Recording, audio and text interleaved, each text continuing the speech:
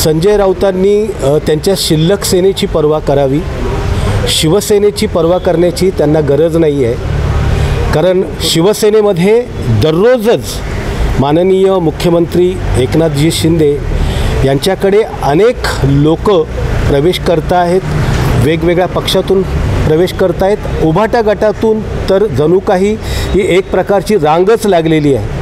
कालच कल्याण डोंबिवली महापालिका जी आहे किंवा उल्हासनगर अंबरनाथ वगैरे इकडे संपूर्ण जो उभाटा गट आहे त्याचा सुपडा साफ झालेला आहे। स्वतःच्या घरात जळते ते कोणी बघत नाही आणि आमच्या ओरिजिनल शिवसेनेकडे पाहण्याचा जो काही त्यांचा दृष्टिकोन आहे, तर संजय राऊतांना कळेल की लोकसभा निवडणुकीनंतर उभाटा गटामध्ये फक्त पितापुत्र उरतात की काय आणि संजय राऊत तिथे कुठेतरी बाहेर उभे असतील, अशा प्रकारचं चित्र आपल्याला बघायला मिळू शकतं।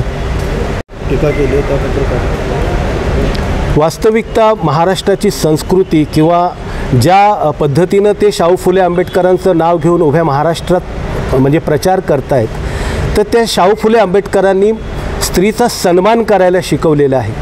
नवनीत राणा या सन्माननीय खासदार राहिलेल्या आहेत, अतिशय आघाडीच्या नेत्या आहेत आणि त्यांनी अनेक आंदोलनं लोकांसाठी केलेले आहे।